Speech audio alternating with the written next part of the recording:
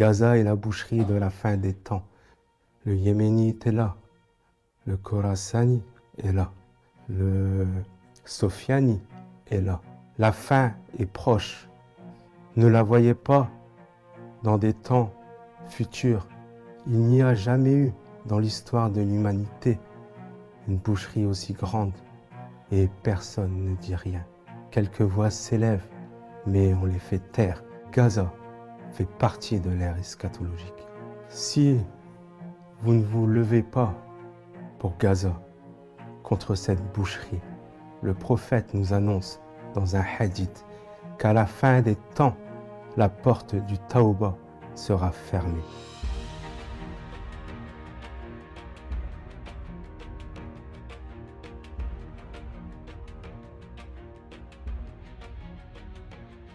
Au nom de Dieu, Ar-Rahman, le Clément. Salutations fraternelles à tous.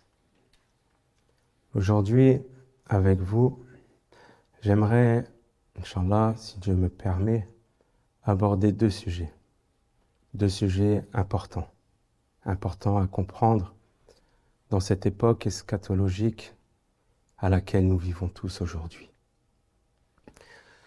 Comme vous le savez tous, nous sommes en train de publier et de réaliser une série sur l'eschatologie. Sa première partie porte sur Gog et Magog. J'espère que vous avez vu les 2 premières vidéos qui sont sorties sur nos sites. Gog et Magog nous apprennent quelque chose d'essentiel pour nous aujourd'hui. Gog et Magog, comme je l'ai expliqué dans les premières vidéos, ils sont la porte qui ouvre à l'eschatologie.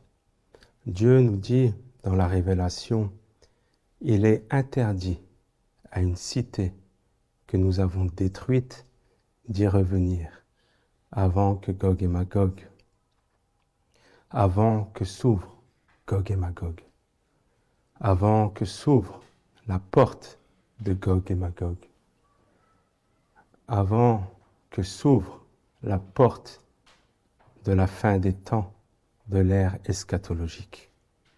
Lorsque nous comprenons cela, nous prenons conscience, nous sommes éveillés à l'ère eschatologique. Cette ère eschatologique a commencé dans les années 1940. Jusqu'à aujourd'hui, nous y sommes. Mais si nous avons pris conscience de cela, nous devons voir les signes qui sont dans l'ère eschatologique. Comment pouvons-nous penser être dans la fin des temps, mais ne pas être éveillés aux signes qui se déroulent durant cette fin des temps? Il y a plusieurs signes. Il y a un signe en particulier que j'aimerais aborder. Les hadiths, lorsqu'ils nous parlent de la fin des temps, ils nous parlent de plusieurs événements. L'un d'eux nous dit que les 2/3 de l'humanité va disparaître. Et un autre hadith nous dit que durant la fin des temps, avant l'avènement du Messie, fils de Marie, et du Mahdi, il y aura la Malhama, une boucherie sans pareil. Malhama, nous le traduisons par boucherie. Je n'ai aucun autre mot pour le traduire. Une boucherie faite sur des hommes, des femmes et des enfants. Une boucherie qui a, si nous sommes conscients que nous sommes dans l'époque eschatologique, que nous devons être témoins de cela. Quelle est cette grande boucherie que Dieu nous parle, que les hadiths nous parlent, que le messager de Dieu nous prévient? Cette boucherie, elle est pour les croyants. C'est les croyants qui vont subir cette boucherie. Et aujourd'hui, nous la voyons pleinement. Cette boucherie, mes frères et mes sœurs, c'est Gaza aujourd'hui. C'est ces 2 années de boucherie où tout est témoin de cela. Il n'y a aucun être sur cette terre qui n'est pas témoin de cette boucherie. Toute l'humanité en a conscience. Toute l'humanité en est porteur de témoignage. Toute l'humanité en témoigne. Toute l'humanité la voit, cette boucherie. Gaza est la boucherie de la fin des temps.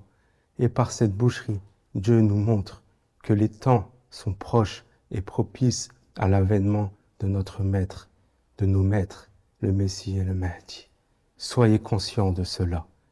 Et si vous ne le voyez pas, comment pourrez-vous voir tous les signes qui viendront et qui sont là à la fin des temps?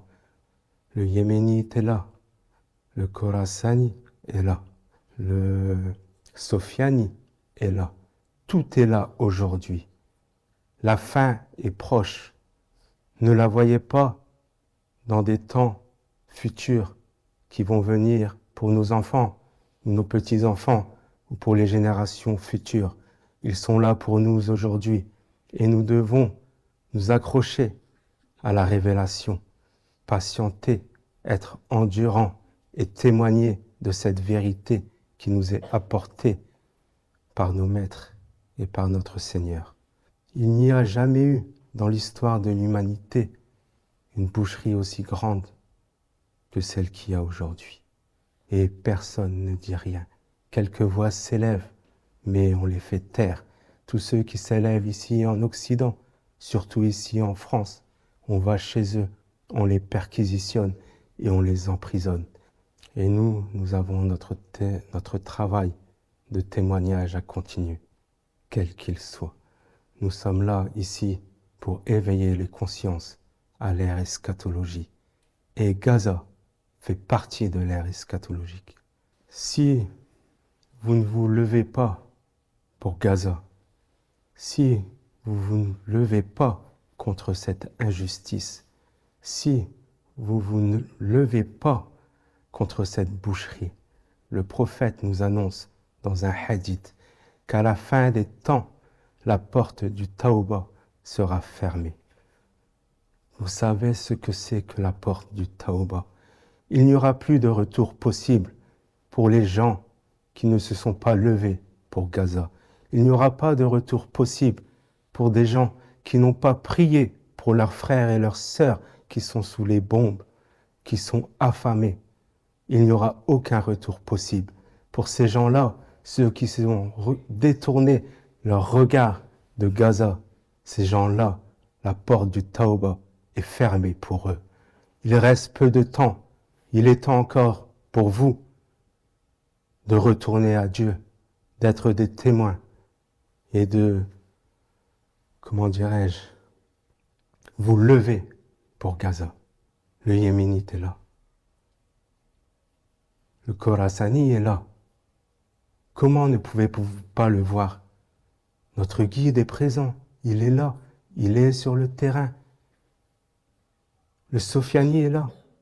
Il contrôle le Moyen-Orient. Il le rend comme il l'a rendu aujourd'hui. Tous sont là. Il ne manque plus qu'un seul événement, l'apparition du dégel sous sa forme finale et l'apparition du Mahdi et du Messie. Et que Dieu nous permet de les accompagner s'il le souhaite. Mais quoi qu'il en coûte, quoi qu'il arrive, nous serons satisfaits de ce que Dieu aura destiné pour nous. Si nous partons, nous rejoindrons nos grands frères de l'autre côté et nous pourrons vivre pleinement ce que nous sommes. Si nous devons rester, nous resterons et nous serons, si Dieu le veut, endurants, patients et fermes dans notre engagement. On n'est pas dans les débuts de l'eschatologie. Ne le pensez pas. Nous sommes vraiment pas très loin de la fin de l'eschatologie. Si vous êtes conscient de cela, quel est votre rôle à jouer dans cette eschatologie? Pourquoi Dieu nous a placés ici? Pourquoi il a fait de nous une famille? Pourquoi il nous fait prendre conscience de tout cela? Pourquoi?